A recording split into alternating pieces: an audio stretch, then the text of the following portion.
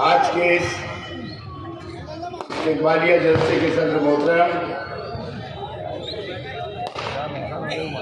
100 MLA हमारी राष्ट्रवादी Congress party के सदर आसिफ शेख,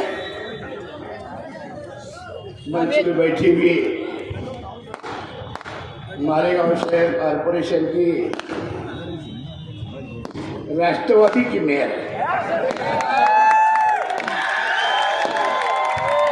अरे अब हम शामिल हो गए ना मेयर समेत, तो मेयर किसका है जी? अभी 103 महिला है। ऐसे तायरा शेख स्थायी समिति के चेयरमैन, हमारे जफर अहमद अहमदुल्ला सभागृह नेता अंसारी साहब, तमाम ही कारपोरेटर हजरात, सभी साबिक कारपोरेटर, बाजी में बैठी हुई राष्ट्रवादी कांग्रेस पार्टी की तमाम पदाधिकारी बहनें, मंच में बैठे हुए तमाम राष्ट्रवादी कांग्रेस के सभी पदाधिकारी, सभी जिम्मेदार, हमारे राजू भैया, प्रकाश पाटिल के छोटे भाई, साबिक कारपोरेटर पप्पू साहब और दोस्तों, तमाम मेरे चाहने वाले बुजुर्गों, नौजवान साथी, दोस्तों और साथियों, राजू भैया जो है तो आराम से नहीं हो रही है आजकल। ये अखबारों के जरिए जो साथियों ने दावतनामा जिम्मेदारों तक पहुंचाया, उनके जरिए, और मैंने अखबारों के जरिए और एक बाइक दिया था, और उसके मुताबिक मेरे चाहने वाले तमाम साथियों ने इस जलसे को ताकत के साथ जो कामयाब बनाया, मैं ऐसे तमाम नौजवानों का, तमाम बुजुर्गों का, तमाम साथियों का जिन्होंने जिम्मेदारी निभाई, ऐसे तमाम साथियों का, सभी कारपोरेटर हजरात का जिन्होंने अपने साथियों को यहाँ तक लाने में कोशिश की, मैं तमाम लोगों का बहुत बहुत मेरी ओर से,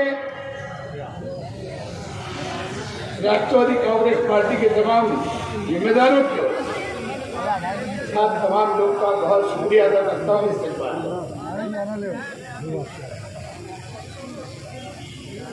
और आसिफ में भी बतला है, कुर्ता पकड़ने की बात,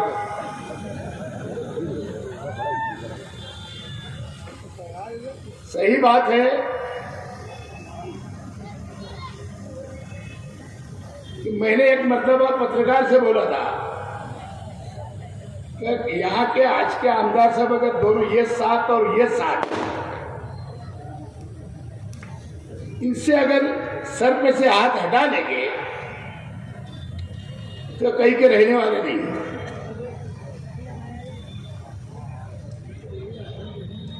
इनकी नैया डूब जाएगी दोनों की।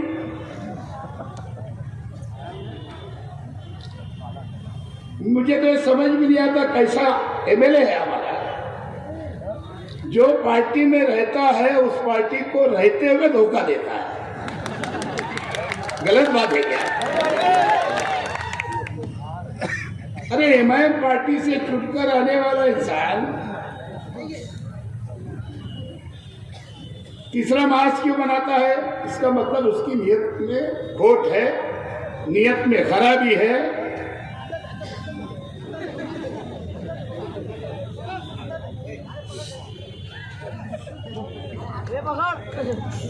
अबे पकड़ रही। ऐसे इसके पहले जब वो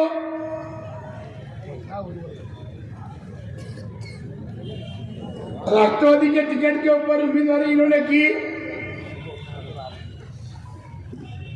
हार गए आसिफ भाई के सामने, ही अलग बात। लेकिन उनके जितने कॉर्पोरेटर 20 चुन करके आए थे वो राष्ट्रवादी थे। फिर राष्ट्रवादी के साथ गद्दारी की और एमआईएम का टिकट लेके इन्होंने इलेक्शन लड़ लिया। 7 कॉर्पोरेटरों को एमआईएम ने लेके चल लिया।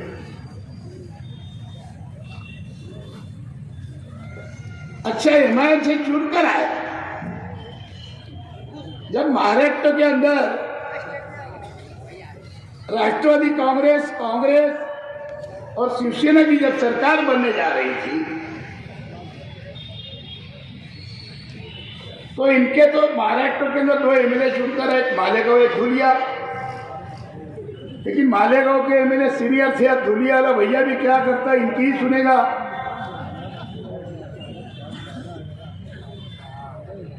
इन्होंने फिर दाव पेच चला, फिर धोखेबाजी करी। महाराष्ट्र के नगर विकास मंत्री जो आज के शिंदे साहब है, इनसे टोकन ले लिया 50-50 लाख रुपए। काय के लिए? जो महाराष्ट्र में महागठबंधन की सरकार बनी, उसको वोट देने के लिए जो भी डीलिंग हुई होगी। लेकिन उसके बाद भी महागठबंधन से फिर धोखा दे दिए, फिर नियत में खोट आ गई। शायद ऊपर मालूम पड़ गया, हैदराबाद में प्रेशर आ गया, नॉन-वोटिंग रह गए। नुकसान हुआ, यह गलत बात है। अच्छा, जितना शिवसेना और बीजेपी के खिलाफ ये लोग बोलते हैं, जब कॉर्पोरेशन इलेक्शन हो जाता, अगर हम दावत देते हैं, अगर आवाम की, जनता की, शहर की इतनी मोहब्बत है, पिछले टाइम में भी हमने दावत दिया था, संदेशा लेकर के उनका ही कॉर्पोरेटर हमारे चेयरमैन साहब के भाई नबी अहमद आए थे। मैंने बोला जाओ तुम्हारे लीडर से बात करके आओ। लेकिन उसके अंदर भी वो जनता दल के साथ और ये बाकी आज के एमएलए साहब, इनकी नीयत ठीक नहीं थी। इनको तो क्या लगता है पूरे शहर की आवाज जानती है। हजरत को क्या लगता? अब मेरे तरफ से उनको कुछ मिलने नहीं वाला था। 2 बड़ी पार्टियां थी, हम 28 थे, ये 20 थे, तो कुछ मिलने का सवाल नहीं थी, खाली होते बढ़ जाते थे। लेकिन वो बीजेपी की तरफ दौड़ रहे, दादा भाऊ की तरफ दौड़ रहे। हुआ ऐसा कि आप लोग देखे हो कि उनके साथ में उनका उम्मीदवार जो था नबी अहमद, इनके वो 7, बीजेपी के 9, इनके 20। बीजेपी की वोट मिली थी या नहीं मिली थी? जफर अहमद मिली थी ना नबी अहमद को। इसीलिए दोस्तों, सिर्फ शहर की आवाम को ये इंसान गुमराही करते रहेगा, बेवकूफ बनाते रहेगा और अपनी कुर्सी हमेशा कायम रखने की कोशिश करेगा। ये अलग बात है मौलाना, आजकल बहुत परेशानी जा रही है जनाब। ऐसे माल की आवक ही नहीं है।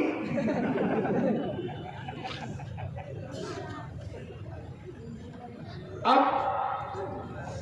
आसिफ भाई ने बताया कि अभी महागठबंधन हो गया फिर से।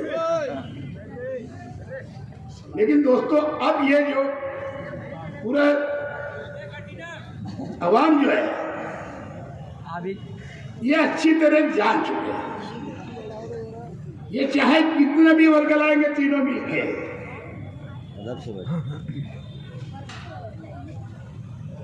लेकिन आप लोगों को ये आने वाले टाइम में मैं नहीं समझता कि मालेगांव कॉर्पोरेशन का इलेक्शन लेट होगा। जो लेट होना थे पुणे, औरंगाबाद, नासिक या बाकी और दीगर शहरों का इलेक्शन कॉर्पोरेशन का ओबीसी का मसला है। सुप्रीम कोर्ट के अंदर केस चल रही है। मेरा ख्याल है आने वाली 7 तारीख को शायद वापिस उसकी हेयरिंग है। केंद्र सरकार भी सुप्रीम कोर्ट गई है। अलग अलग रियासत, अलग अलग राज्य के लोग भी सुप्रीम कोर्ट में गए हैं। महाराष्ट्र सरकार और अपोजिशन पार्टियां ने मिलकर के ठहराव किया था अभी महाराष्ट्र असेंबली में। गवर्नर की उसके ऊपर सहल हो गई, वो भी वहां सबमिट हो जाएगा। हो सकता है महीने 2 महीने के अंदर उसका कोई ना कोई निर्णय आ जाए। और इसीलिए मैं समझता हूं कि मालेगांव कॉर्पोरेशन का इलेक्शन आगे नहीं बढ़ेगा, अपने वक्त के ऊपर होगा। मई में पिछला इलेक्शन मई में होगा 25 तारीख को। और दोस्तों 28, 32, 27, 25 ऐसा नहीं। अगर शहर के अंदर सही मानों में पूरी तरह से शहर को कंक्रीट रास्ते अगर बनाना है, गली पूरे बड़े बड़े रास्ते, तो राष्ट्रवादी कांग्रेस पार्टी के पूरी मेजॉरिटी किसी का सपोर्ट ना लेना पड़ेगा। और वो काम हम उम्मीदवार या कारपोरेटर या लीडर नहीं कर सकते, ये आप लोग सब मिलकर के कर सकते हैं। कभी कभी ऐसा होता है कि अगर 3 कभी पैनल हो गए तो उम्मीदवार बढ़ सकते हैं हर पैनल में। लेकिन आप लोगों को इस बात का ख्याल रखना पड़ेगा, चाहत जरूर सबकी आप लोगों की रहती है छोटे बड़े कार्यकर्ता के साथ, लेकिन पार्टी का, तुम्हारा और शहर का नुकसान ना हो।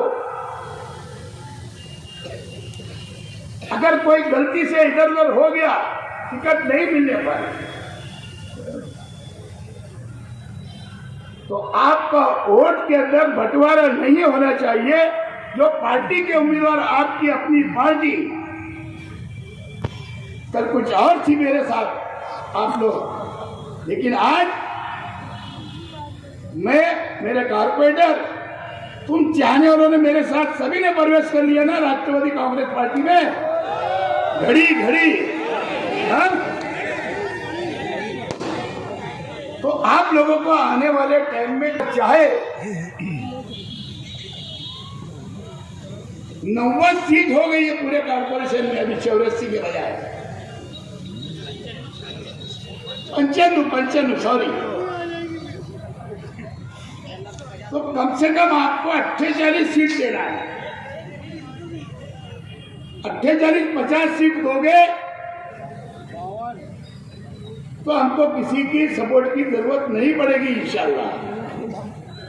लेकिन इसके अंदर आप लोगों की होशियारी, आप लोगों की चालाकी, आप लोगों को दबाना पड़ेगा। अगर कोई हमको तुमको छोड़ के जाता है दूसरी तरफ, अगर आपने उसको दबा दिया तो उसकी ताकत और हिम्मत नहीं कि वो आपके खिलाफ चले जाए, वो भी आपके साथ रह के पार्टी का काम करना चाहिए। ये मैं मेरे लिए नहीं बोल रहा हूं, ये आसिफ भाई के लिए, ये कारपोरेटर के लिए नहीं बोल रहा हूं। शहर के अंदर विकास सही ढंग से हो, डेवलप सही ढंग से हो, और ये कांग्रेस आज की जो राष्ट्रवादी कांग्रेस पार्टी है,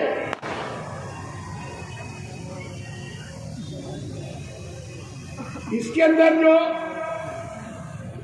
ऑल इंडिया नेतृत्व जो है बुजुर्ग रहनुमा शरद चंद्र जी पवार साहब और दूसरे अजीत दादा पवार, जयंत पाटिल साहब या हमारे पालक मंत्री, हमारे नेता, ये लोगों को जो मैं देख रहा हूं जब से मैं 1999 में पहली टाइम आमदार बन के गया था, कांग्रेस राष्ट्रवादी और दोस्त पार्टियों की सरकार थी। यह अलग बात थी कि मेरे पीछे उस वक्त तो विलासराव साहब थे, लेकिन मैं इन लोगों को देखा हूं कि इनके आमदारों को, इनके नगर अध्यक्ष को, इनके महापौर को, इनके छोटे से छोटे कार्यकर्ताओं को जो ढंग से ताकत पहुंचाते, शहर के अंदर जो विकास करते, विकास निधि जो देते, ये हमेशा हमसे आगे है। आज अगर मैंने कांग्रेस पार्टी छोड़ा भी हूं तो उसकी वजह है दोस्तों, विलासराव जैसे लोग लीडर नहीं है, वैसा कांग्रेस पार्टी का ढांचा नहीं रह गया है गली से दिल्ली तक।